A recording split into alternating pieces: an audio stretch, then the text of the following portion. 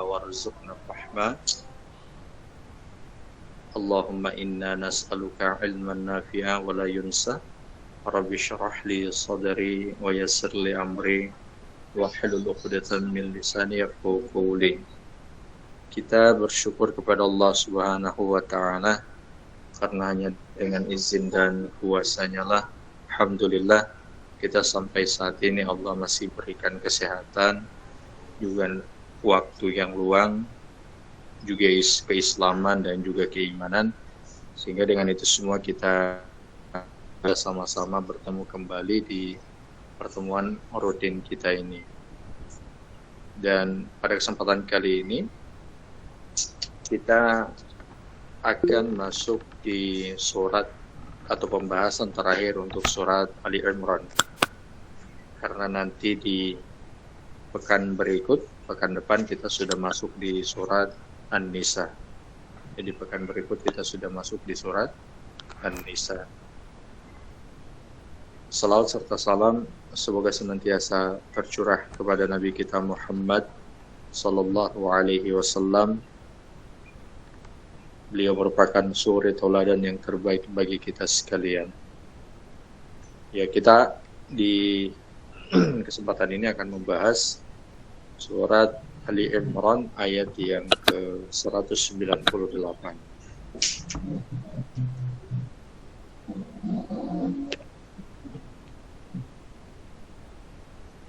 Dibantu dulu untuk dimatikan atau dibisukan. Ya, iya baik, terima kasih. Ya, silakan admin Tadabbur bagikan Qur'annya.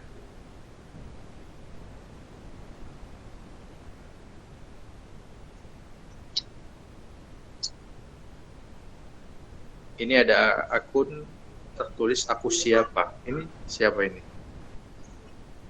Biasanya tidak tahu namanya. Aku siapa? Ya, kita masuk di surat Ali Imran ayat ke-198. Lakinnal ladzina taqaw rabbahum. Sambil menunggu dibagikan Al-Qur'annya.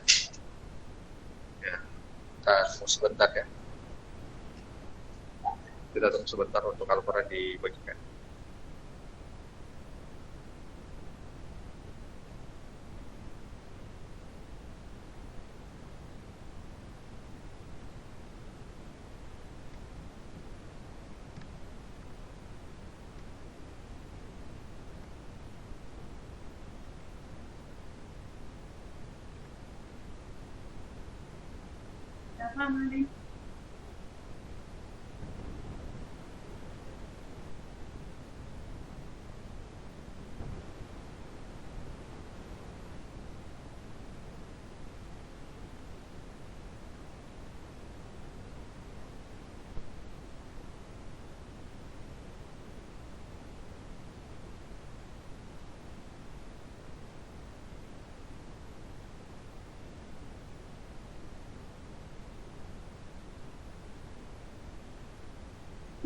Ya, baik, sudah ada di sini, sudah dibagikan. Silakan diperhatikan. Allah Subhanahu wa Ta'ala berfirman, Lakinnal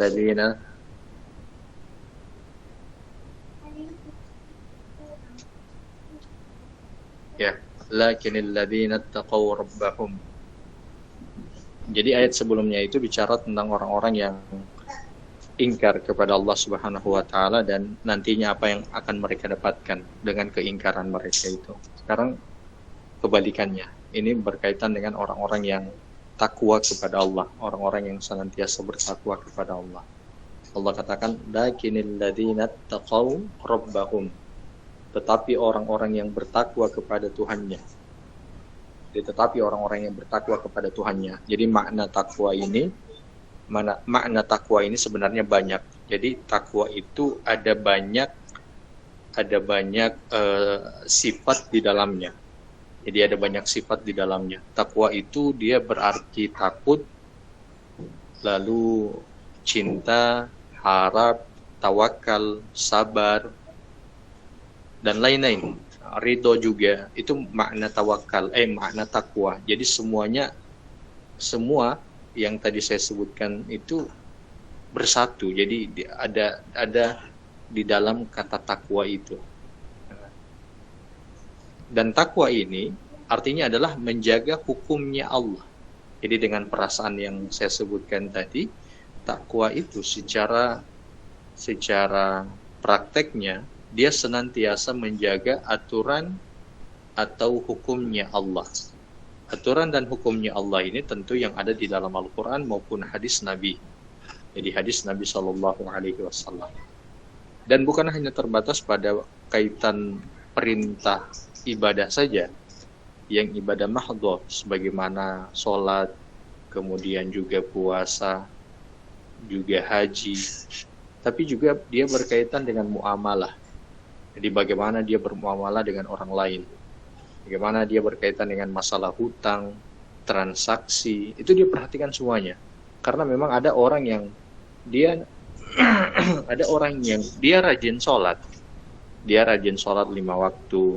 Kalau dia perempuan, dia berjilbab besar sampai bercadar juga, kemudian rajin untuk puasa sunnah. Tapi di waktu yang bersamaan dia masih melakukan transaksi ribawi misalnya. Jadi masih dia bertransaksi ribawi. Yang seperti ini dia belum disebut sebagai orang yang bertakwa. Jadi takwa itu mencakup segala aspek bagi orang itu, bagi orang yang bertakwa ini. Jadi kaitan dalam masalah ibadah mahdhah ataupun kaitan di luar dari ibadah mahdhah itu, kehidupan kesehariannya. Seperti itu. Juga sama juga kalau misalnya ada orang yang dia rajin sholat 5 waktu, lalu juga berpuasa, tapi tidak menutup auratnya dengan sempurna, maka juga dia belum disebut sebagai orang yang bertakwa. Jadi hablu minallah dan hablu minan nasnya itu harus kuat, harus sempurna, baru disebut sebagai orang yang bertakwa. Harus ada rasa takut, apalagi berkaitan dengan memakan makanan yang haram. Ini sekarang sudah banyak orang yang bermudah-mudahan itu juga disebabkan karena mereka tidak memahami dengan benar transaksi yang mereka lakukan ketika mereka mendapatkan atau diberi uang. Jadi berlangsungnya transaksi tersebut. Jadi mereka tidak paham apakah ini uang haram ataukah uang halal. Mereka langsung ambil saja. Padahal bisa jadi yang mereka dapatkan atau uang yang mereka terima itu adalah uang haram. Jadi takwa itu bukan hanya sekedar ucapan saja, bukan hanya sekedar pernyataan saja, tapi juga dia harus diamalkan dalam kehidupan kesehariannya. Dan tentu ketika dia mengamalkan, maka dia harus memahami dulu ilmunya. Jadi dia harus paham dulu ilmunya supaya dia bisa mencapai derajat takwa ini. Maka kemudian kata Allah, adapun orang-orang yang bertakwa, sebagaimana yang saya sebutkan tadi, apa itu takwa? Bagi mereka itu kata Allah, lahum jannatun tajri min tahtihal anhar. Bagi mereka itu akan Allah berikan surga yang mengalir di bawahnya itu sungai-sungai. Ini ayat atau penggalan ayat ini seringkali kita temukan di dalam Al-Quran. Di dalam surat Al-Bayyinah ada, di dalam surat Al-Baqarah juga ada penyebutan lahum jannatun tajri min tahtihal anhar, ini banyak sekali. Jadi kata Allah dalam ayat ini, orang bertakwa itu akan Allah berikan surga yang mengalir di bawahnya sungai-sungai. Kenapa sampai Allah menyebutkan bahwa Allah akan memberikan surga yang mengalir di bawahnya sungai-sungai? Kita ambil dari 2 cara ya, tadaburannya 2 cara. Yang pertama begini, ini sudah pernah saya jelaskan di pertemuan kemarin, tapi saya ulangi lagi. Karena memang ayat Al-Quran itu seringkali diulangi. Untuk apa? Untuk menguatkan lagi keimanan kita. Jadi itu hikmah atau tujuan kenapa sampai ayat Al-Quran itu seringkali ada pengulangan. Gitu. Jadi yang pertama, kenapa sampai Allah menyebut dengan surga itu mengalir di bawahnya sungai-sungai? Ya sebagaimana Nabi Ismail yang ketika Allah tempatkan di sekitaran Ka'bah itu, yang dulunya itu tidak ada penghuninya di situ. Kan peristiwanya Nabi Ibrahim nih mengantar Siti Hajar dengan Nabi Ismail yang masih kecil di Ka'bah itu. Ka'bah waktu itu belum ada. Kata para ulama sejarah, jadi kata para sejarawan mengatakan sudah ada pondasinya. Jadi sudah ada pondasinya, dindingnya itu yang sudah tidak ada. Karena memang sudah hancur dengan banjirnya Nabi Nuh. Kan saya sudah pernah jelaskan juga. Ada satu riwayat sejarah menyebutkan yang pertama kali membangun Ka'bah itu adalah Nabi Adam. Lalu kemudian hancur atau roboh Ka'bah tersebut di masa Nabi Nuh, waktu banjirnya Nabi Nuh. Kemudian dibangun kembali oleh Nabi Ibrahim. Ini dalam riwayat sejarah. Walaupun riwayat sejarah ini juga ditentang dengan menyebutkan bahwa yang membangun itu bukan Nabi Adam, tetap Nabi Ibrahim. Itu ada perbedaan pendapat di kalangan para ulama sejarah. Tapi kaitan dengan yang tadi, jadi karena memang dulu sekitaran Ka'bah itu tidak punya sumber air, tidak ada sumber airnya, sehingga Ka'bah itu bukan menjadi tempat yang diminati oleh orang-orang yang lewat. Ya, kalau orang-orang dulu itu kan banyak orang-orang yang melakukan perjalanan yang cukup melakukan safar. Jadi banyak orang-orang yang melakukan safar. Makanya di dalam surat Al-Quraisy itu di'ila fi Quraisy, kebiasaan orang-orang Quraisy itu mereka bersafar. Nah, dan itu merupakan kebiasaan orang-orang di masa itu. Bukan hanya terbatas pada suku Quraisy saja. Biasanya orang-orang bersafar yang ada di masa itu, mereka itu akan singgah sebentar di tempat yang ada sumber airnya. Oke, di tempat yang ada sumber airnya. Nah, karena Ka'bah dulu tidak ada airnya, maka Ka'bah itu bukan menjadi pilihan untuk singgah. Jadi Ka'bah itu bukan menjadi pilihan untuk mereka singgah sebentar. Nanti ketika Nabi Ismail, Allah berikan sumur Zam-Zam di sekitaran Ka'bah itu, dan Nabi Ismail menjadi pemilik dari kawasan Ka'bah itu, mulailah orang-orang yang safar itu singgah di kawasan Ka'bah tersebut. Karena memang ada sumber airnya.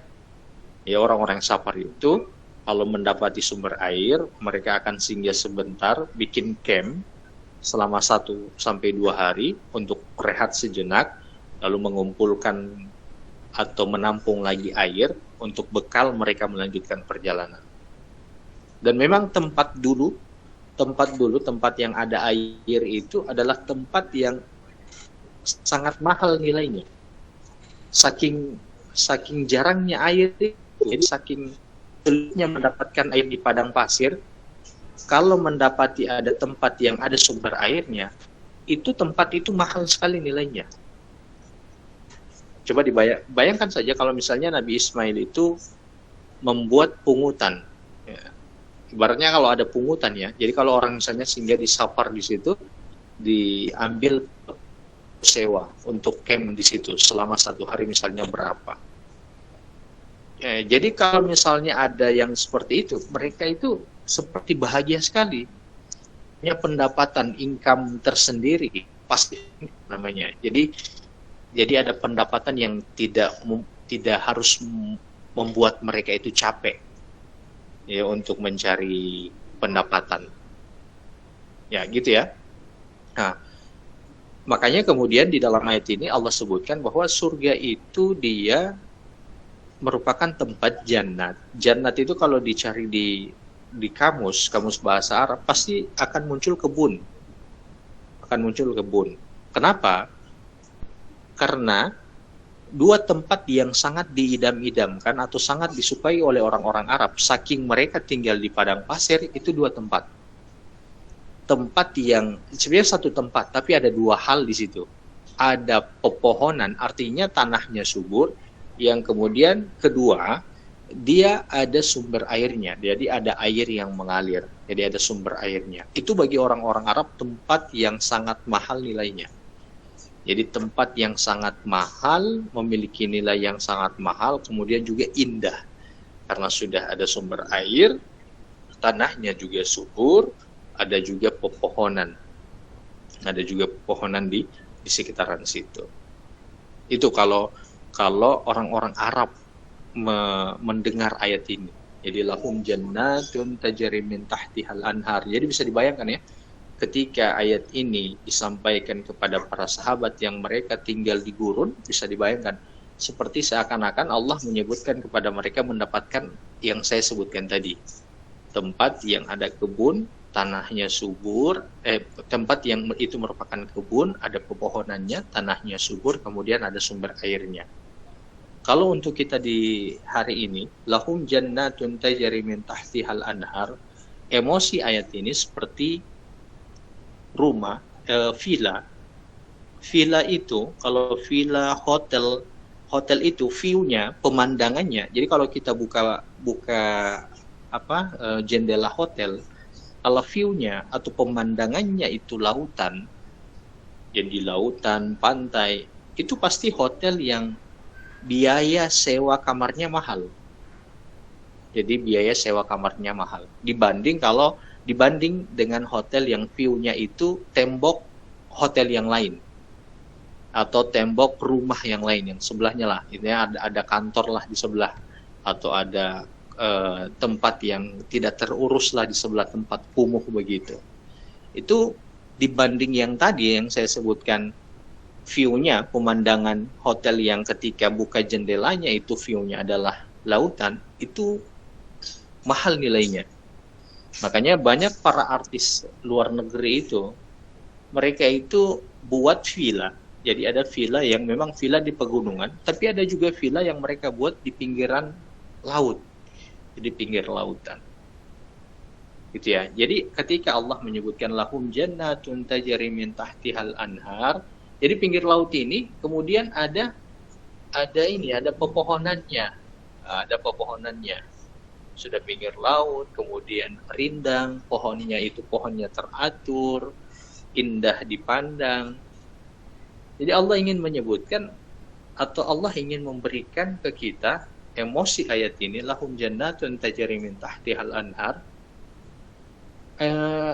Surga itu indah sekali nilainya, dan surga itu tinggi sekali nilainya, gitu ya.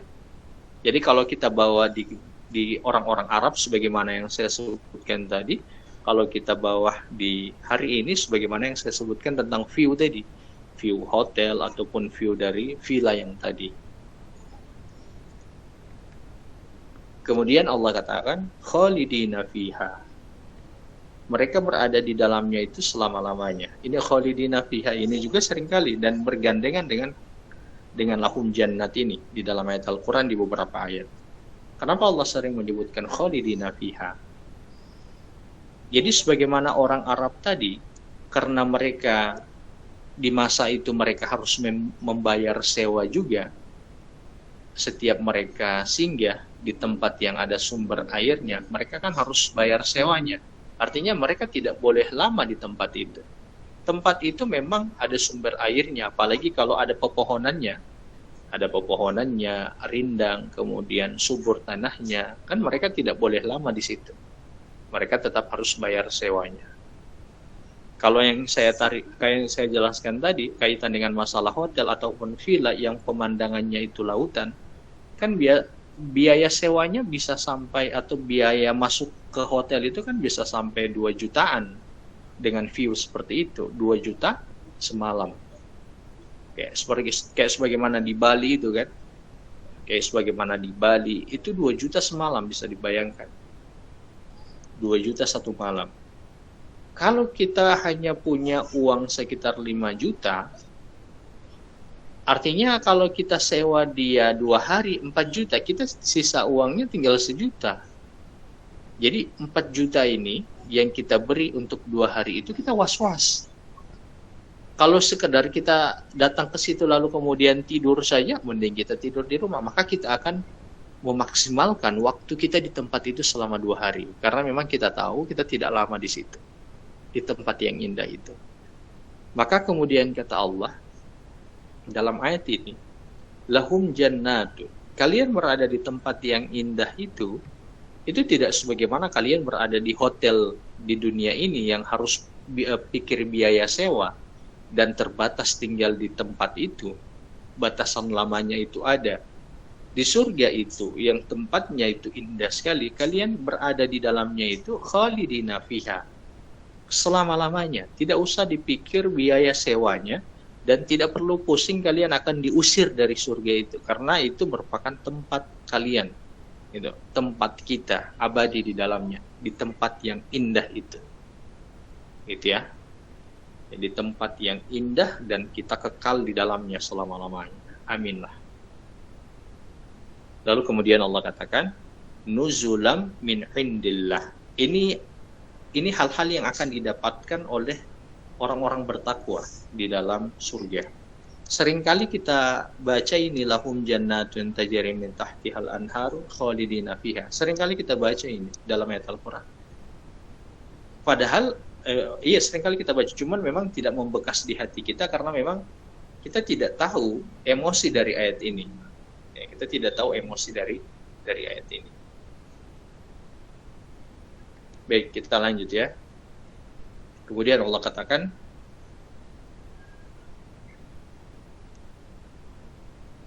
nuzulan min indillah, ya, nuzulan min indillah. Allah sebutkan dalam ayat ini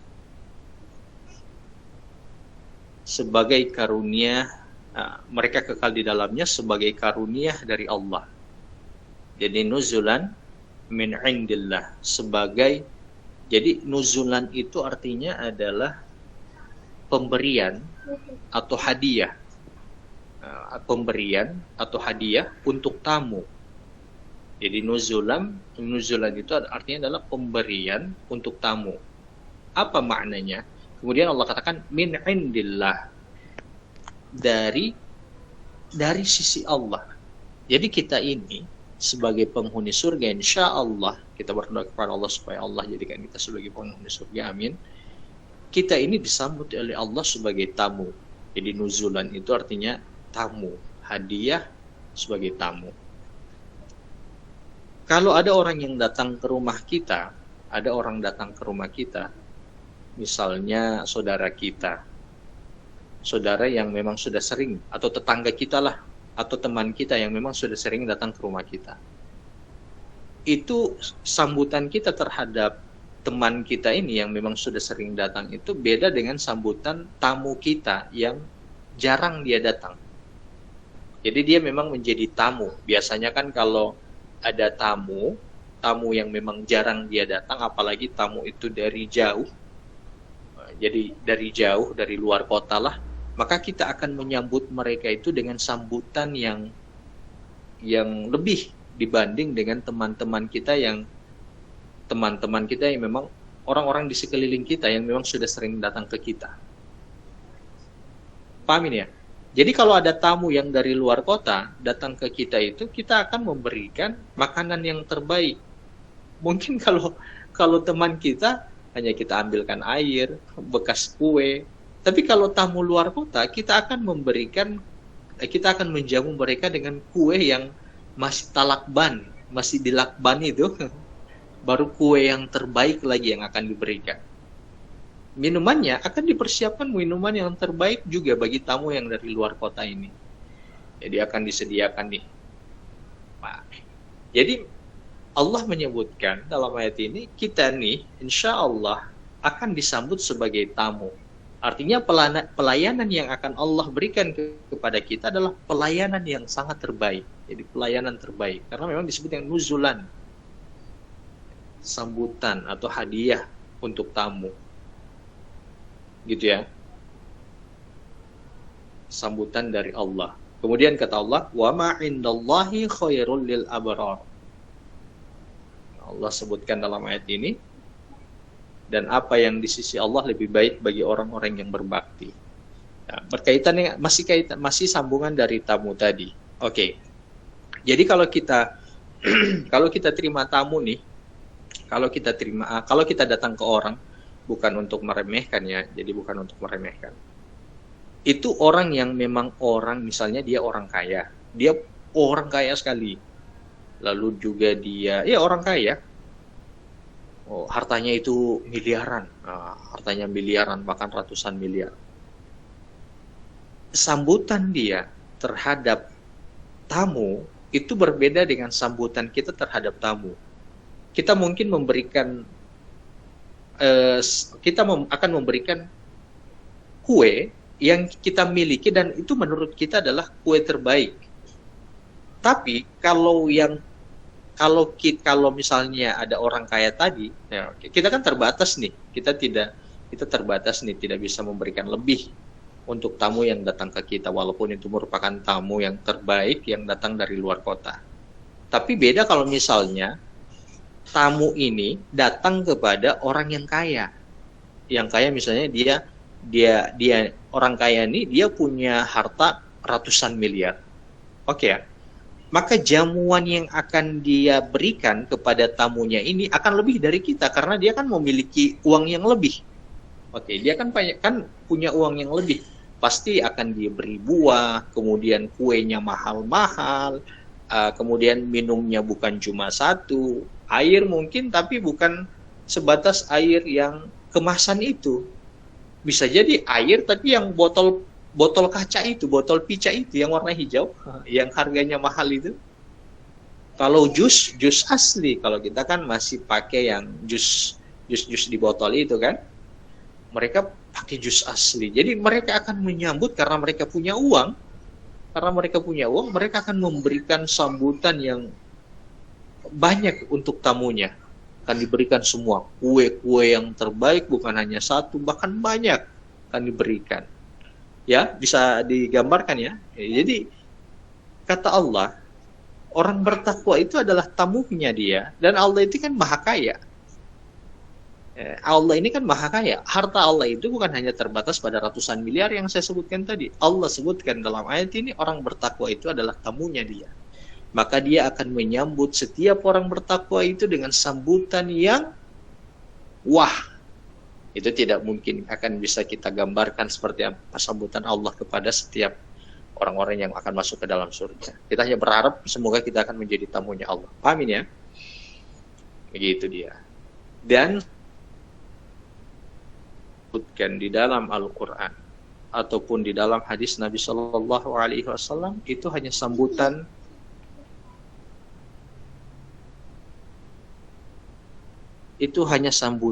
di ruang tamu. Oke, itu hanya sambutan di ruang tamu. Apa makna sambutan di ruang tamu? Jadi gini, kalau tadi yang saya sebutkan, kita nih sudah jadi ada tamu nih sudah datang kepada orang yang kaya tadi, dia punya harta ratusan miliar. Oke, sambutan di ruang tamunya ini kan sudah banyak, dia berikan kuenya berbagai macam, ada buahnya, kemudian ada kue basahnya, premium lagi, premium ada minumannya dan seterusnya. Tapi dia katakan, sebentar ya.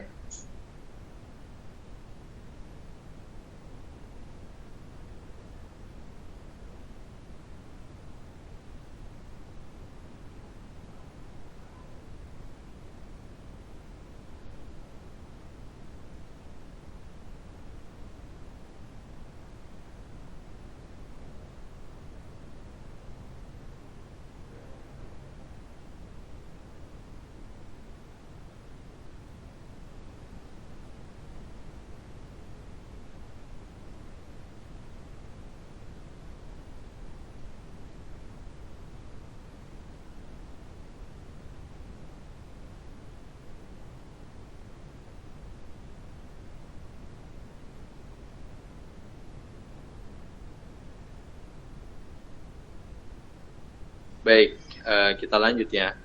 Ayo kita lanjut. Jadi tadi saya kasih gambarannya. Jadi kalau misalnya ada tamu yang dia datang kepada orang yang punya harta ratusan miliar, itu kan dijamu dengan jamuan pertama dulu di ruang tamunya. Sudah dengan jamuan banyak nih, sudah dengan semua jamuan, ada kuenya, ada minumannya, ada buahnya, dan masih banyak lagi. Itu kan jamuan pertama biasanya. Pasti akan dia berikan jamuan inti. Paham jamuan inti? Dia panggil ke tempat makannya. Wah, di tempat makannya itu, di tempat makan, itu nanti lebih daripada makanan yang dia suguhkan kepada tamu itu waktu pertama kali tamu itu duduk di ruang tamu. Kalau sudah di tempat makan, pasti ada dagingnya, ada daging sapinya. Kalau misalnya juga, kan ya orang punya, nih orang kaya nih kan, ratusan miliar, ada daging ontanya, kemudian ada daging kambingnya, bukan cuma digoreng, tapi juga ada steaknya. Kita ini kan belum pernah makan steak ya, jadi kayak steak gitu ya. Steak mungkin orang kan mungkin sudah makan lah daging, tapi kan buatan kayak di video-video itu kan kita tidak pernah gitu kan, ya dibikin sama chef begitu. Pasti dia punya chef lah, ini orang kaya kan, pasti dia punya chef. Jadi akan disuguhkan nih inti, jadi makanan intinya. Ada chefnya juga, jadi dikasih yang bakar sticknya, yang goreng. Bahkan kalau misalnya sapi, kayak sapi itu sapi yang di Jepang tuh, sapi apa? Saya lupa namanya itu. Wagyu, sapi wagyu lah, daging sapi wagyu yang cukup mahal itu. Jadi apa kaitan dengan ayat ini? Allah menyebutkan di sini nuzulan itu kan hadiah bagi tamu. Tapi semua yang Allah sebutkan di dalam Al-Quran maupun hadis berkaitan dengan nikmat surga itu hanya sebatas jamuan Allah di ruang tamu. Untuk jamuan di meja makan, ibaratnya gitu ya, untuk jamuan di meja makan itu tidak bisa disebutkan di dalam Al-Quran saking indahnya. Jadi tidak ada kata yang pas, tidak ada kalimat yang pas, tidak ada penggambaran yang pas untuk kenikmatan surga yang sebenarnya. Jadi kalau hanya sekedar disebut atau setiap kenikmatan di surga yang disebutkan di dalam Al-Quran, susu, kemudian ada madu, ada khamar yang bisa diminum di sana, ada buah-buahannya, itu hanya jamuan semua, jamuan awal kan kayak minum itu kan, ada buah, ya kan, ada buah dan seterusnya. Jamuan intinya itu tidak disebutkan dalam Al-Quran maupun hadis, karena memang sulit sekali untuk digambarkan. Kan kata Nabi, kenikmatan surga itu tidak akan mungkin bisa dibayangkan oleh pikiran. Seberusaha apapun kita memikirkan kenikmatan surga itu tidak akan mampu kita. Karena apa? Karena tidak ada yang bisa membandingi kenikmatan surga itu, saking indahnya dibanding dengan kenikmatan yang ada di dunia ini. Gitu ya. Ini yang akan didapatkan oleh orang-orang yang bertakwa. Enak kan? Masya Allah, ayat ini luar biasa. Jadi kalau dapat ayat ini, lahum jannatun tajri min tahtihal anhar khalidina fiha, itu tadabbur ini bawa. Kalau misalnya dengar imam baca itu atau kita baca ayat Al-Quran, tadabbur yang saya jelaskan tadi itu dibawa di waktu kita mendengarkan atau membaca penggalan ayat seperti ini. Ya, kemudian ayat yang berikut, ayat yang ke-30. Ayat 30 Allah sebutkan, wa inna min ahlil kitab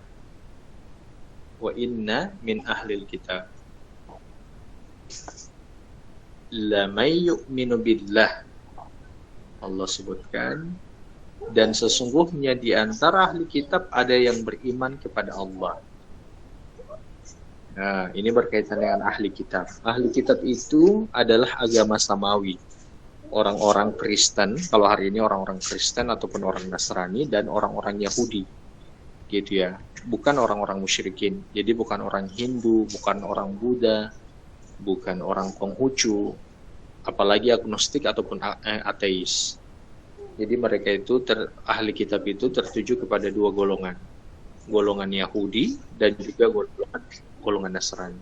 Allah sebutkan dalam ayat ini, ada di antara ahli kitab, kalangan Kristen itu atau kalangan Yahudi itu yang beriman kepada Allah Subhanahu wa taala. Jadi makna iman di sini siapa maknanya? Jadi gini. Ada yang saya lanjut dulu ya supaya bisa dijelaskan lebih. Wama unzila ilaikum, dan juga mereka itu beriman kepada apa yang diturunkan kepadamu, yaitu kepada Nabi. Dan ahli kitab ini juga beriman kepada Al-Quran. Kok bisa orang Kristen beriman kepada Al-Quran? Ini maknanya adalah mereka ahli kitab yang sebentar.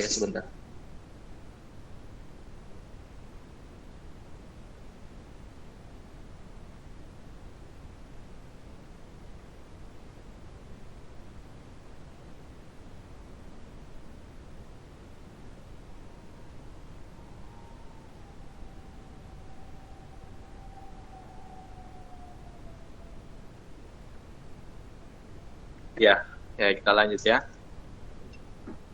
Jadi ada di antara ahli kitab, kalangan Nasrani ataupun kalangan Yahudi, mereka itu secara sembunyi-sembunyi atau diam-diam, mereka itu mempelajari Al-Quran. Jadi dalam ayat ini ketika Allah menyebutkan wama unzila ilaikum, dan mereka beriman kepada apa yang Allah berikan kepada kalian. Artinya mereka beriman kepada Al-Quran. Ya, saya harus menyebutkan atau menjabarkan ketika kita mengatakan kita beriman kepada Al-Quran, itu sebelumnya kita harus tahu dulu apa yang kita imani. Gitu ya. Kalau ada orang yang kalau Muslim rata-rata kalau ditanya kalian beriman kepada Al-Quran, maka mereka akan katakan kami beriman. Tapi sebenarnya memang beda antara iman kepada Al-Quran dengan iman kepada kitab-kitab yang dulu untuk kita yang Muslim hari ini. Cuman begini, ketika disebut iman kepada Al-Quran, bukan hanya sekedar pernyataan di lisan saja. Dia sebelumnya harus tahu dan paham apa yang dia imani dari Al-Quran itu.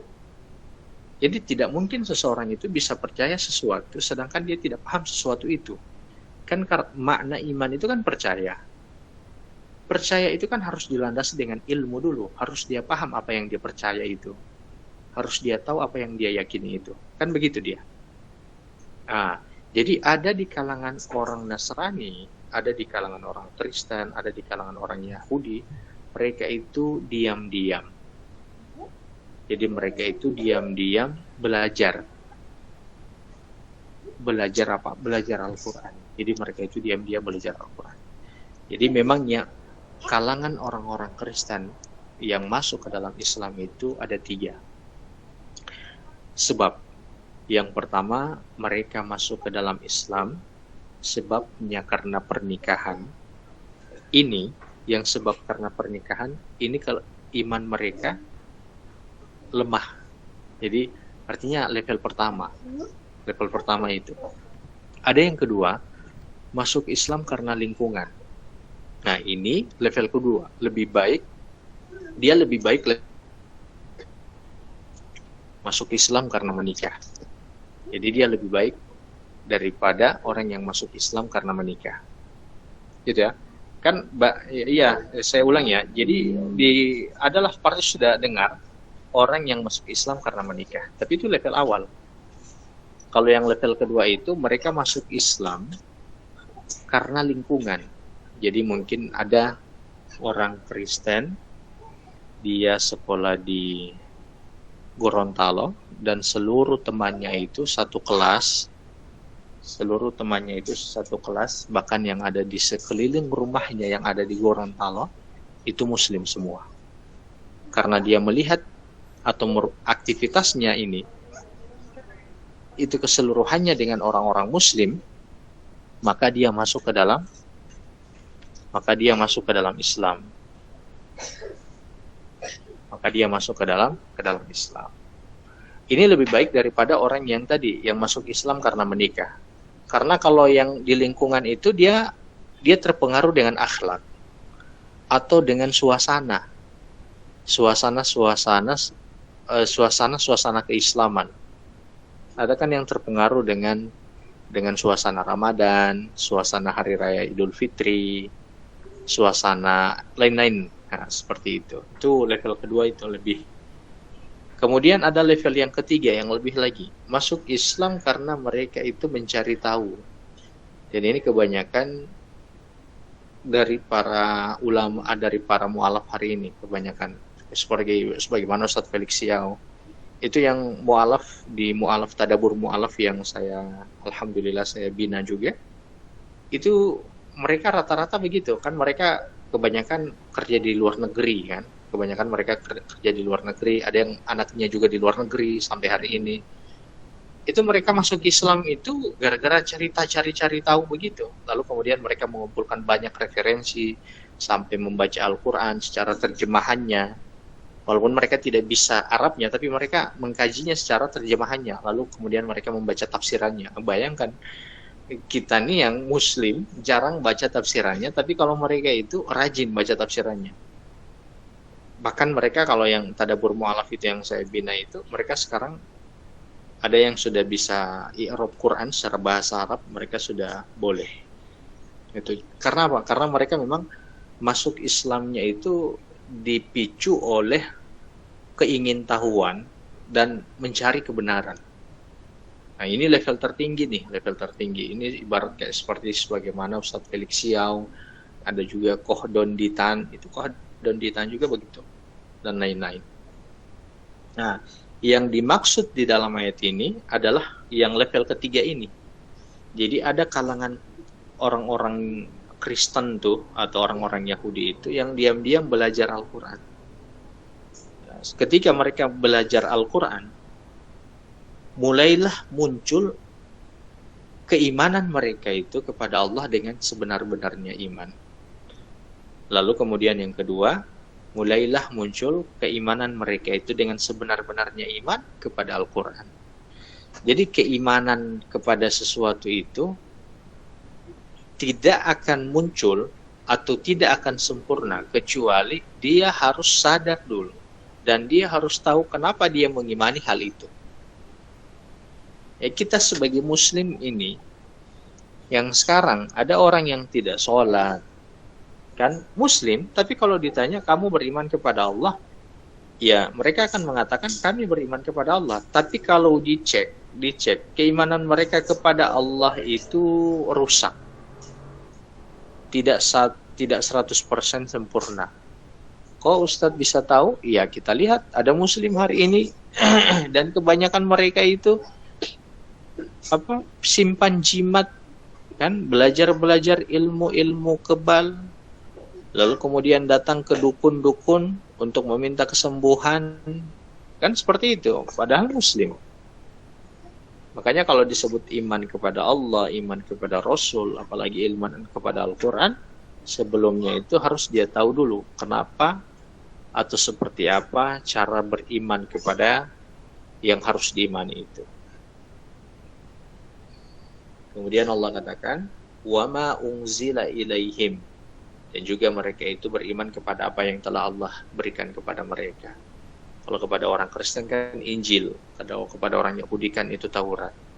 Jadi makna iman ini kepada Taurat dan Injil bagi kita ya, kita beriman kepada Taurat dan Injil, tapi berimannya kita itu tidak sebagaimana imannya kita kepada Al-Quran yang kita harus mempelajarinya dan kita harus mengamalkannya. Itu berbeda. Kalau Taurat dan Injil bagi kita memang mengimani itu Allah berikan kepada nabi-nabi di masa itu. Kalau Taurat Allah berikan kepada Nabi Musa, kalau Injil Allah berikan kepada Nabi Isa. Tapi tidak perlu untuk kita mempelajarinya, tidak perlu untuk kita mengamalkan isi yang ada. Itu tidak perlu. Kita cukup dengan Al-Quran. Kecuali kalau memang ada kepentingan yang besar. Ada maslahat-maslahat yang besar sebagaimana yang dilakukan oleh Zakir Naik untuk membantah atau untuk menyadarkan orang-orang Nasrani. Kalau kita yang tidak punya basic di situ atau tidak punya keahlian lah di situ, tidak perlu kita untuk membaca yang begitu Taurat ataupun Injil. Tapi kita harus imani. Kita imani Taurat dan kita imani Injil. Kenapa Allah sebutkan wa ma unzila ilaihim, dan mereka beriman kepada apa yang diberikan kepada mereka? Karena memang mereka juga itu sebelum pergi ke Al-Quran untuk dipelajari, mereka juga itu mempelajari kitabnya mereka. Jadi mereka mencari tahu seperti apa sih, atau apa sih agama yang benar ini seperti apa. Kenapa terjadi banyak perpecahan di kalangan Kristen itu? Kalangan Kristen itu terjadi perpecahan, Protestan sama Katolik itu. Jangan dianggap mereka itu satu agama yang bisa duduk bareng dan ibadah sama-sama di gereja. Itu beda. Makanya setiap gereja itu ada labelnya. Ini gereja Pantekosta. Hanya orang penganut Pantekosta yang bisa masuk ke situ. Ini gereja Katolik. Hanya orang Katolik yang bisa masuk ke situ. Jadi yang Pantekosta tidak bisa masuk ke situ. Orang Protestan pun tidak bisa masuk ke situ. Begitupun dengan gereja Protestan. Orang Katolik tidak boleh masuk ke situ. Gereja Advent. Begitu. Mereka beda tuh. Beda secara akidah. Tidak boleh duduk dalam waktu bersamaan untuk ibadah. Bahkan sesama mereka itu menyebutkan satu sama lain, hanya merekalah yang benar. Sisanya itu mereka di neraka. Jadi kalau orang Katolik mengatakan mereka nih di surga, Protestan tuh di neraka. Begitupun orang Protestan bilang begitu. Jadi terjadi banyak perbedaan. Mungkin karena landasan atau karena dasar itulah mereka mulai mencari-cari tahu. Sampai kemudian Allah memberikan hidayah kepada mereka untuk mempelajari Al-Quran. Maka sangat disayangkan sekali bagi kita. Kita nih Muslim. Quran ada, kemudian ada para ustadz, ada juga fasilitas untuk mempelajari Al-Quran, ada kajian-kajian tadabbur seperti ini, tapi kita tidak manfaatkan itu. Seakan-akan kita merasa cukup dengan, ya kita menyatakan kita beriman, ya seakan-akan kita merasa cukup dengan itu. Padahal kesyirikan itu kalau kita tidak pelajari dengan baik, Al-Quran juga itu kalau tidak kita pelajari dengan baik, akan salah kita dalam hal mengimani. Gitu. Bayangkan orang Kristen saja mereka dengan susah payah untuk belajar dan mencari tahu kebenaran. Kemudian kata Allah, khashi'ina lillah. Dan mereka ini adalah orang yang kemudian sudah masuk ke dalam Islam. Jadi ahli kitab tadi ini sebelumnya mereka Kristen, kemudian sebelumnya mereka itu atau Yahudi, mereka kemudian masuk ke dalam Islam dengan pencarian jati diri tadi. Jadi mereka masuk Islam bukan karena pernikahan, mereka masuk Islam bukan karena teman-teman mereka Islam, tapi mereka memang mencari tahu kebenaran. Walaupun memang kita tidak boleh mengatakan keislaman orang menikah itu tidak sah, tetap sah. Mereka sebagai Muslim, hanya saja kualitasnya itu rendah dibanding mereka yang mencari-cari tahu. Di sini Allah katakan, karena mereka berendah hati kepada Allah. Jadi mereka itu tidak mempertahankan kekristenan mereka, ya, tidak mempertahankan keyahudian mereka itu. Jadi mereka itu masuk ke dalam Islam. Jadi mereka masuk ke dalam Islam. Sebelumnya mereka itu adalah ahli kitab. Khashi'ina, mereka kemudian khusyuk kepada Allah. Artinya khusyuk itu rasa takut. Nah, saya pernah jelaskan ini, tapi saya ulangi. Jadi khasya dengan khauf. Wala khaufun alaihim wala hum yahzanun. Itu sering kali kita dengar itu. Khauf itu takut juga. Khasya juga diartikan takut. Bedanya apa? Kalau khauf itu takut untuk menjauh. Itu khauf. Kalau khasya itu takut untuk mendekat. Jadi gini, kalau khauf itu seringkali didekatkan dengan azab ataupun neraka. Jadi kita nih takut dengan neraka, ancaman dari Allah. Kita takut dengan azab dari Allah. Maka disebut dengan khauf. Itu takut untuk menjauh, kita tidak mau mendekat dari ancaman-ancaman Allah itu. Adapun khosyah, rasa takut untuk mendekat. Jadi sebagaimana ibarat anak kecil nih, misalnya dia mandi hujan, dia takut nih, nanti papa mau marah saya takut. Tapi makna takut di sini bukan ingin dia jauhi bapaknya, tapi itu sebagai bentuk ketaatan dia kepada bapaknya. Jadi ketakutan itu justru mendekatkan dia kepada bapaknya. Artinya dia taat kepada bapaknya. Itu khosyah, paham ya? Jadi rasa takut kita kepada Allah itu adalah khosyah, ketakutan yang mendekatkan kita kepada Allah, dan itu merupakan di antara tanda iman. Itu khosyah. Cuman seringkali kalau sama anak-anak itu sering tertukar. Kalau kita katakan begini sama anak-anak itu, jangan takut sama setan, takut sama Allah. Takut itu sama Allah. Jangan takut sama anjing, takut itu sama Allah. Itu beda. Kalau takut sama anjing itu khauf. Kalau takut sama Allah itu khosyah. Nah, jadi ini harus dibedakan. Kalau kita bilang, kalau kita harus tahu konteks dulu, konteks takut ini. Paham ini ya? Sebagaimana saya sebutkan tadi. Kemudian Allah katakan, la yashtaruna bi ayatillahi tsamanan qalila. Dan mereka ini yang sudah masuk ke dalam Islam, ahli kitab ini, mereka itu tidak menukar ayat-ayatnya Allah itu dengan keuntungan dunia yang sedikit. Kenapa Allah sampai sebutkan seperti ini? Karena memang ada pendeta-pendeta Yahudi yang mereka tahu kebenaran, tapi mereka itu tidak mau masuk ke dalam Islam. Di dalam surat, saya lupa surat apa itu. Jadi Allah katakan, mereka itu mengenal Nabi sebagaimana mereka itu mengenal anak-anak mereka. Kita nih yang sudah punya anak, kalau kita melihat ada 2 orang anak yang berlari dan kita melihat mereka dari jauh, bukan wajahnya yang kita lihat, punggungnya saja yang kita lihat. Dari 5 orang anak, 1 orang ada anak kita dari 5 itu, kita bisa tahu mana anak kita dari yang 5 itu. Karena kita tahu cara mereka berlari, cara mereka jalan, seperti apa gerakan mereka ketika berlari ataupun berjalan. Jadi kita bisa tahu. Begitu orang tua kepada anaknya. Oke? Begitupun suaranya. Kalau ada, misalnya ada nih di satu perkumpulan, rata-rata di situ akhwat, ummahat atau ibu-ibu. Kemudian di situ menangis anaknya, bapaknya yang di sebelah mungkin tidak gabung nih sama ibu-ibu, anaknya yang di situ menangis, itu bapaknya tahu, ini anak saya yang menangis. Jadi sudah memang kenal suaranya. Jadi di dalam surat itu, saya lupa suratnya apa, kata Allah, mereka itu mengenal Nabi Muhammad itu sebagaimana mereka mengenal anak mereka sendiri. Jadi mereka itu sudah tahu kebenaran. Tapi karena hawa nafsu mereka itu tidak mau menerima Nabi Muhammad sebagai Nabi. Apa makna hawa nafsu? Kalau mereka menerima Nabi Muhammad sebagai Nabi, maka yang pertama, mereka merasa itu akan terancam. Mereka kan selama ini dihormati sebagai pendeta, didatangi untuk dimintai fatwa, didatangi untuk dimintai nasihat. Kalau misalnya mereka menerima Nabi Muhammad sebagai Nabi, maka kedudukan ini akan hilang bagi mereka.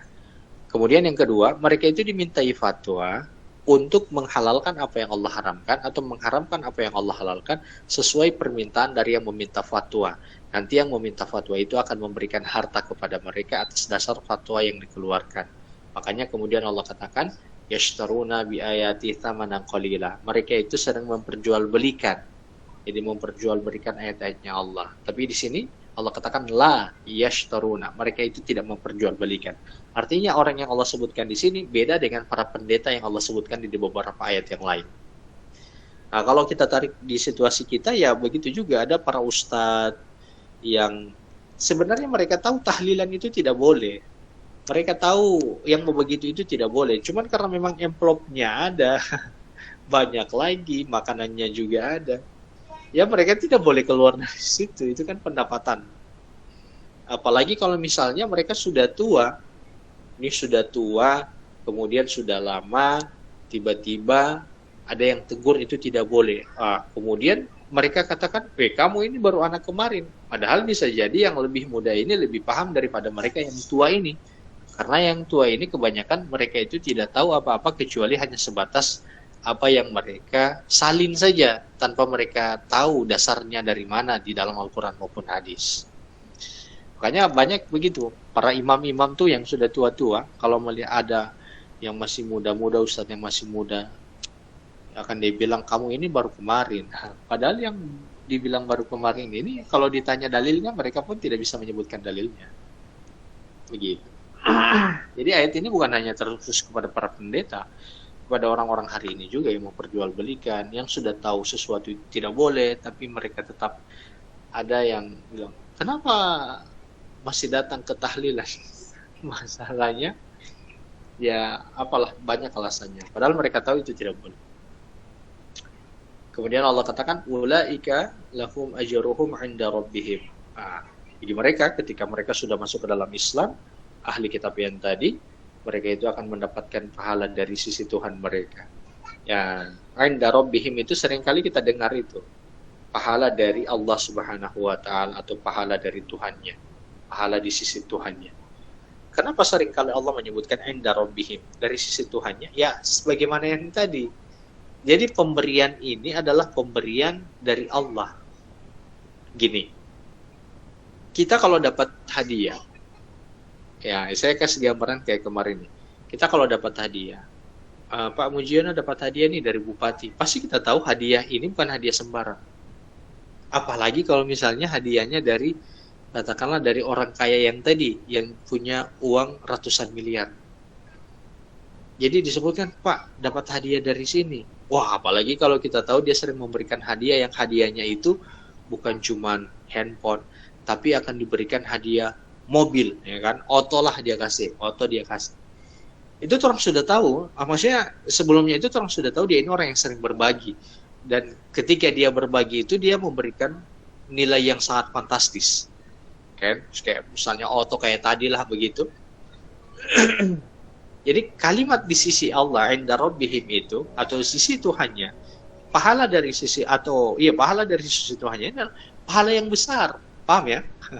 Pahala yang besar. Ini dari Allah lah, nilainya besar sekali. Bukan kayak sebagaimana kalau kita bilang sama anak-anak kita, kalau begini nanti mau kasih snack, kalau begini mau kasih permen. Itu bukan dari sisi Allah, itu cuman dari orang tua. Jadi kalau dari sisi Allah menunjukkan bahwa pemberian ini adalah pemberian yang besar nilainya. Yang besar nilainya. Kemudian Allah katakan, innallaha sari'ul hisab. Sesungguhnya Allah itu sangat cepat perhitungannya. Cepat perhitungannya ini 3. Pertama, hisab Allah itu sudah dekat. Karena kematian ini bisa datang kapan saja. Artinya pembalasan, kalau misalnya kita orang bertakwa insya Allah, maka apa yang Allah sebutkan tadi itu dekat. Karena kematian itu dekat. Kemudian yang kedua, hisab itu, balasan itu disegerakan dengan kita masih hidup. Jadi disegerakan dengan kita masih hidup, kalau kita sebagai orang bertakwa. Seperti apa disegerakan? Bagi orang beriman akan diberikan ketenangan. Jadi bukan harta yang melimpah ya. Harta yang melimpah itu bukan menunjukkan kasih sayangnya Allah. Ini sudah 9 ini sedikit lagi ya. Jadi ketaatan itu akan mendatangkan ketenangan. Sebaliknya dosa itu akan mendatangkan kegelisahan. Gitu. Kemudian yang ketiga berkaitan dengan hisab. Hisab Allah itu dekat, artinya adalah tidak lama.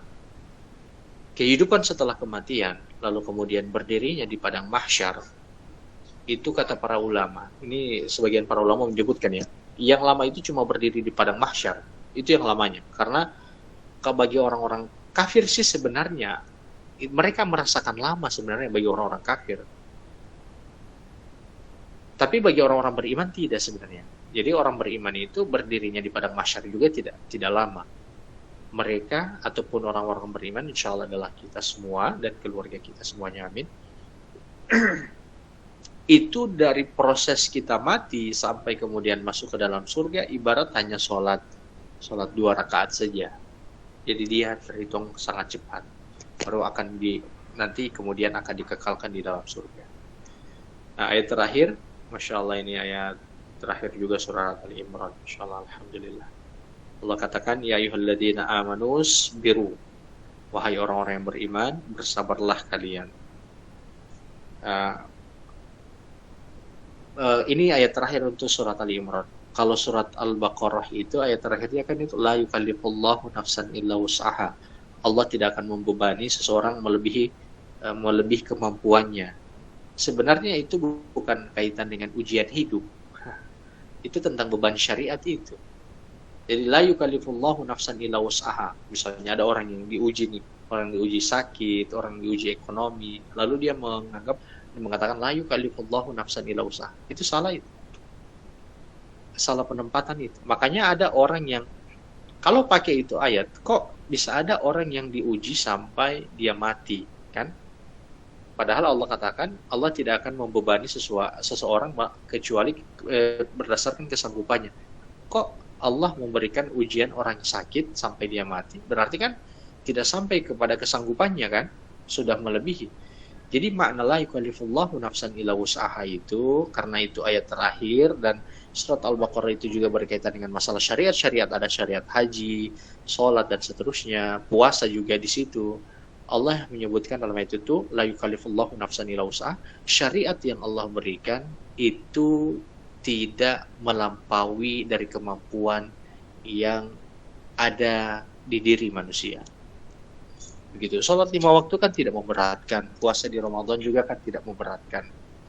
Tidak sampai kita itu mati karena puasa. Tidak sampai kita itu mati karena sholat, baca Quran, belajar agama.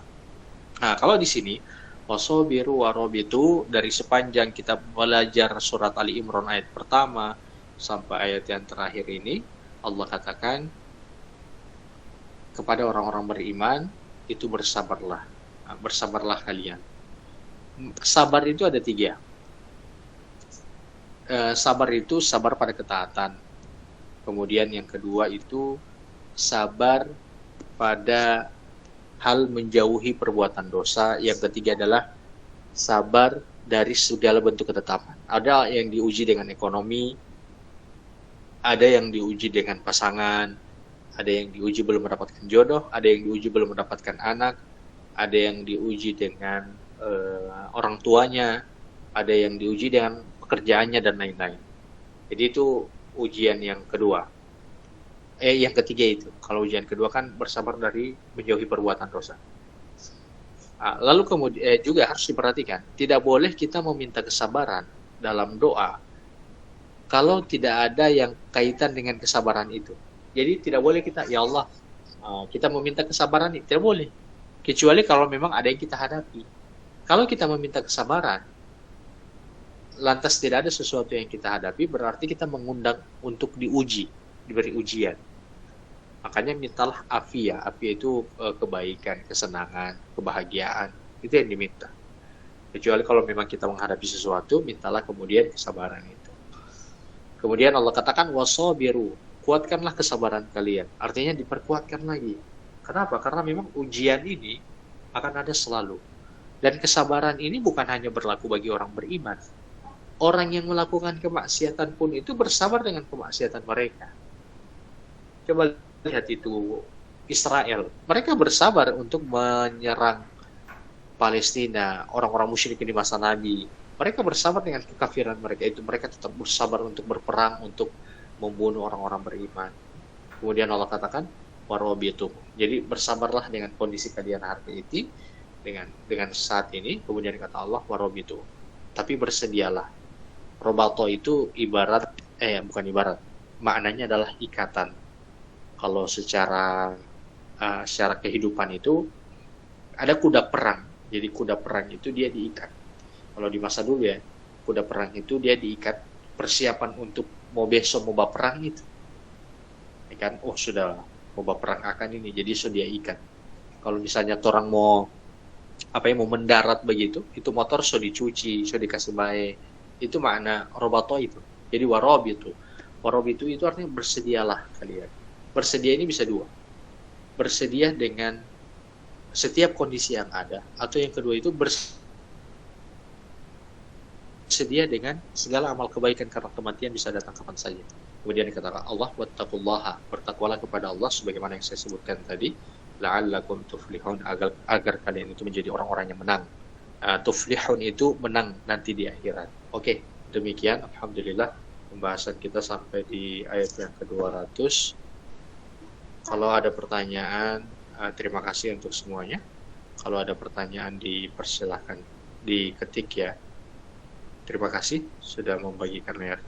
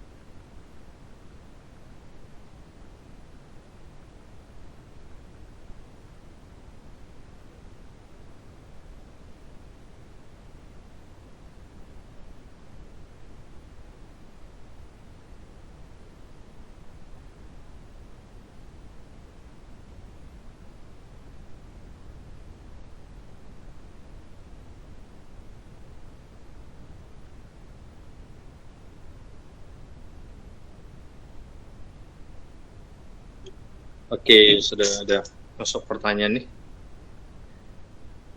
Bagaimana bagaimana kalau kita datang ke tahlilan dengan keadaan terpaksa karena tidak ingin dijauhi keluarga? Apakah kita tetap berdosa, Ustaz? Jadi kalau datang ke kematian itu kan datang di hari pertamanya untuk pelaksanaan penguburan itu. Jadi sekaligus misalnya kita terlibat dalam pelaksanaan itu. Kalau dia perempuan maka terlibat di kafan kah atau dimemandikan kah, dan di hal-hal yang lain lah yang bisa dibantu yang mengikuti syariat. Adapun kalau misalnya setelah itu, maka kita bisa datang sebagai bentuk silaturahim sampai pada hari yang ketiga. Itu kita bisa bawa makanan. Kalau misalnya itu memang keluarga kita datang ke sana itu jangan bertepatan di waktu mereka sudah ikut doa, melakukan doa. Misalnya hari kelima. Hari kelima itu kan ada doanya tuh. Dari hari pertama sih sebenarnya sampai hari ketujuh. Kita bisa datang karena memang itu merupakan keluarga kita, apalagi tidak jauh dari rumah kita. Kita datang, tapi kita tidak ikut ritual pelaksanaan di situ. Lalu kemudian juga kita datang itu bukan untuk apa namanya, bukan untuk untuk ritual untuk makan di situ, untuk makan di situ. Kecuali kita datang tuh baru kemudian tamu ini menjamu kita dengan makanan ala kadarnya, misalnya hanya toples, duduk dulu. Karena niat kita itu takziah itu artinya menghibur. Jadi takziah itu artinya menghibur. Karena memang yang harus membawa makanan itu adalah yang dari luar. Kalau kita dijamu dengan kayak kue dan seterusnya, kayak misalnya begini, kalau mengikuti yang syar'inya, jadi setelah pelaksanaan penguburan itu kan pihak keluarga itu akan disibukkan dengan hutang si mayit, kemudian membagi harta warisan, memenuhi wasiatnya, itu dia. Adapun takziah itu kan 3 hari, jadi 3 hari itu kita bawa makanan kepada orang itu, bawa makanan bisa bawa beras, bisa bawa rempah-rempah, lalu kemudian kita menghibur dia. Takziah artinya takziah menghibur, kita hibur, sabar ya, begini. Dia kan sebagai ini tuan rumah, pasti kan dia akan menjamu itu, dia berikan air, dia berikan kue, makanan seperti itu tidak masalah. Pun kalau kita yang membawa makanan itu lebih baik, jadi kita bawakan kue dia, kita bawakan air, kita makan sama-sama dengan dia. Yang tidak boleh kalau kita sudah makan makanan berat di situ. Kita makan makanan berat itu akan sudah menyulitkan dia. Apalagi sudah ada ritualnya, ritual tahlilan. Jadi tidak usah pergi ke tahlilan itu, tapi kita ambil momen di mana untuk takziah. Jadi untuk takziah, begitu. Untuk takziah. Jadi datang untuk menghibur, tidak makan di situ, tidak ikut ritual doa-doanya itu. Itu Allahu a'lam. Bagaimana pandangan Ustaz tentang janin yang digugurkan dengan alasan karena belum 4 bulan? Jadi belum ditiupkan ruh. Ini dosa besar. Walaupun dia baru sehari, baru 1 hari, misalnya baru, atau bukan 1 hari juga, biasanya kan 3 pekan. 3 pekan baru sudah ada dicek di tes itu kan, tes pack itu. Baru sudah garis 2. Ini baru misalnya baru 3 pekan lah. Atau baru 3 pekan. Baru langsung orang tuanya itu minum obat untuk mengeluarkan itu. Maka itu berdosa, ya berdosa besar dia. Ya, walaupun belum masuk di 4 bulan ditiupkan ruh, tapi itu sudah berarti dia membunuh sesuatu yang memang Allah sudah rencanakan untuk Allah hidupkan. Untuk Allah berikan kehidupan. Jadi dia berdosa sangat besar. Itu ibarat sebagaimana membunuh itu. Walaupun belum sampai 4 bulan. Kemudian alasannya juga itu digugurkan karena sudah terlalu banyak anak, takut tidak terurus. Ini juga seakan-akan dia yang mengurus, seakan-akan dia yang memberikan rezeki. Ini berarti ini kufur, seakan-akan Allah tidak memberikan rezeki kepada anak-anaknya. Seperti itu. Makanya jadi orang tua, menikah itu juga harus diilmui.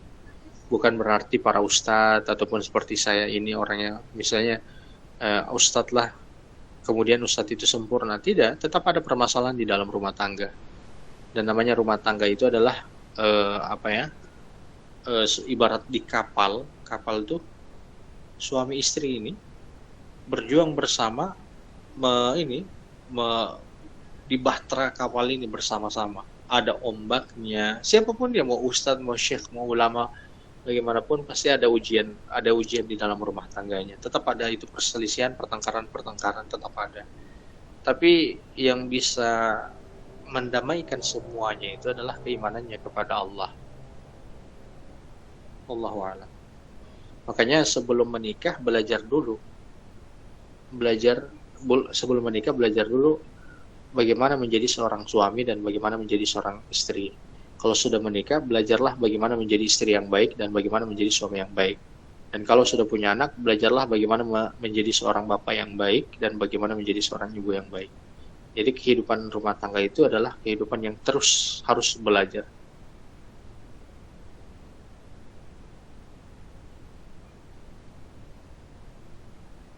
Izin bertanya, contoh menjual ayat-ayat itu bagaimana Ustaz? Jadi orang-orang Yahudi dulu itu, mereka itu begini.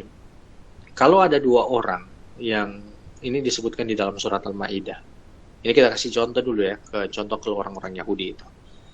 Kalau ada dua orang, satu orang kaya, satu orang miskin, kemudian orang kaya nih membunuh keluarganya orang miskin. Kemudian orang miskin ini menuntut. Maka biasanya mereka akan datang kepada para pendeta. Di hukum Taurat itu hukumnya sama dengan yang ada di dalam Al-Quran. Itu harus dibunuh orang yang membunuh. Sayangnya karena memang orang yang membunuh ini adalah orang kaya, maka orang kaya ini akan menyelipkan uang kepada pendeta itu. Ini disebutkan dalam surat Al-Maidah atau Al-An'am ini, Al-Maidah. Lalu pendeta ini akan mengeluarkan fatwa bahwa di dalam kitab Taurat itu kalau ada yang membunuh dan dia dari kalangan orang kaya, cukup untuk dilumuri dengan arang, pokoknya yang hitam lah di wajahnya, kemudian dia dipermalukan. Jadi tidak sampai dibunuh. Itu kelakuannya orang-orang Yahudi di masa itu seperti itu. Mereka itu menjual ayat-ayatnya Allah. Orang yang khatam Quran di pengajian di masjid saat Ramadan biasanya dibayar. Ini bukan maksud. Ini tidak masuk sebagai orang-orang yang menjual ayat-ayatnya Allah. Kalau di kompleks saya bagaimana ini Ustaz? Apakah sama dengan menjual ayat-ayatnya Allah? Tidak. Kalau begitu orang yang mengajar di pondok tidak usah terima gaji.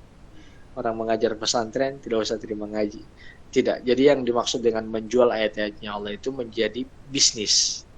Jadi kalau ada guru RQ digaji itu boleh halal, itu bukan berarti menjual ayat-ayatnya Allah. Yang tidak boleh, itu dia menjual itu maksudnya adalah dia berbisnis. Pernah lihat yayasan-yayasan? Bukan pernah lihat, pernah dengar ya. Yayasan-yayasan yang besar itu, yang pengumpulan dana itu sampai miliaran, itulah yang tidak diperbolehkan. Jadi mereka itu menjual ayat-ayatnya Allah dengan menerima apa ayat yang mereka jual? Ayat tentang masalah zakat. Kemudian tentang ayat zakat ini untuk mereka ambil uang dari orang-orang. Lalu kemudian ternyata uang itu mereka tidak salurkan dengan benar, tapi mereka ambil. Itu pun dalam masalah 1/8 pun itu mereka salah dalam memahaminya. Itu banyak sekali di lembaga zakat itu salah mereka dalam memahami. Seakan-akan 1/8 itu mereka ambil semua. Jadi kalau misalnya mereka terima 1 miliar, 80 juta itu mereka punya kan, ambil itu memang 1/8. Kalau dia salah 1/8 ya. Kalau 1 miliar, mereka pahami itu 80 juta mereka punya. Padahal salah. Itu 1/8 itu maksimalnya. Batasan maksimal. Kalau mereka sudah punya pendapatan di yayasan itu sampai 1 miliar, mereka bukan berarti harus ambil 80 juta. Mereka tetap dihitung, digaji berdasarkan dengan UMP di daerah itu. Jadi tidak ambil 80 juta. Cuman mungkin sisanya diambil untuk sebagian operasional, tidak boleh untuk disimpan, tetap harus disalurkan sisanya. Nah, ini banyak salah begitu. Itu orang-orang yang menjual ayat-ayatnya Allah. Jadi kalau orang mengajar RQ, mengajar Quran, diberikan gaji, bahkan orang khotib pun diberikan gaji, itu tidak masalah. Itu bukan berarti menjual ayat-ayatnya Allah. Mana yang harus kita dahulukan antara akikah atau berkurban? Mana yang paling dekat? Jadi kalau misalnya kurbannya sudah dekat sekali, sudah tinggal 2 hari, maka kurban yang didahulukan. Kalau kurban itu masih jauh, maka akikah yang didahulukan. Begitu. Melahirkan, misalnya saat melahirkan, kalau misalnya saat melahirkan berbahaya antara bayi dan ibu, kemudian menurut dokter ada salah satu yang harus dikorbankan, dan kebanyakan bayi yang dikorbankan. Ini bagaimana Ustaz? Apakah berdosa atau bagaimana? Dalam kondisi-kondisi darurat seperti ini tidak dianggap berdosa. Jadi yang seperti ini tidak dianggap berdosa. Cuman pertimbangan ini apa namanya? Peluang hidup. Jadi pertimbangan peluang hidup di sini. Biasa di dunia di bagian kedaruratan ini pertimbangan peluang hidup. Siapa peluang hidupnya masih ada, maka yang dia diselamatkan.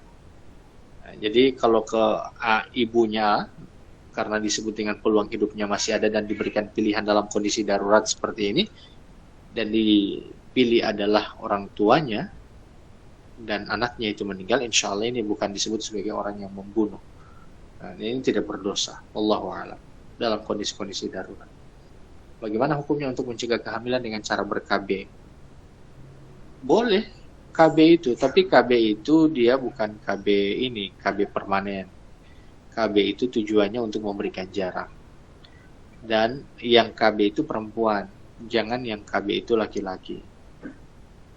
Jadi yang KB itu adalah KB-nya perempuan, jangan KB laki-laki. Untuk membuat jarak kehamilan. Apalagi kalau misalnya sudah terindikasi ada bisa membahayakan diri kalau misalnya hamil, boleh pakai kambing. Hewan selain kambing, akikah dengan hewan selain kambing, misalnya sapi itu sah Ustaz? Dalam mayoritas para ulama menyebutkan kambing itu yang sah.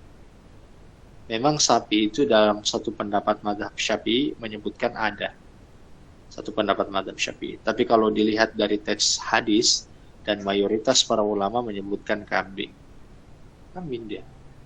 Jadi jangan di sapi. Seperti itu. Itu ya, Allahu a'lam. Terima kasih semuanya, semoga ini bisa bermanfaat. Ya, syukran jazakumullah khairan. Ya. Wa iyyakum wa iyyakunna untuk semuanya, semoga ini bisa bermanfaat dan bisa kita berdoa supaya Allah masukkan kita ke dalam golongan orang-orang yang bertakwa, dan sebagaimana yang kita dimasukkan ke dalam surga sebagaimana di ayat yang tadi yang kita tadabburi, ayat ke-198, dan semua keluarga kita. Amin ya rabbal alamin. Kita tutup dengan doa kafaratul al-majalis. Subhanakallahumma wa bihamdik. Nanti bisa di-share ya. Pokoknya setiap kajian itu di-share supaya lebih banyak lagi orang yang bisa ikut di tadabbur ini. Bisa lebih banyak lagi orang yang bisa mendapatkan manfaat dari tadabbur ini. Di-share flyernya, kemudian YouTube-nya, itu di-share. Bisa didengar-dengar juga kalau misalnya dengar headset daripada dengar musik, dengar kajian ini. Atau misalnya di mana, di motor kah, atau dalam waktu senggang bisa dengar yang di YouTube. Seperti itu. Ya, subhanakallah wa bihamdika asyhadu an la ilaha illa anta astaghfiruka wa atubu ilaik. Assalamualaikum warahmatullahi wabarakatuh.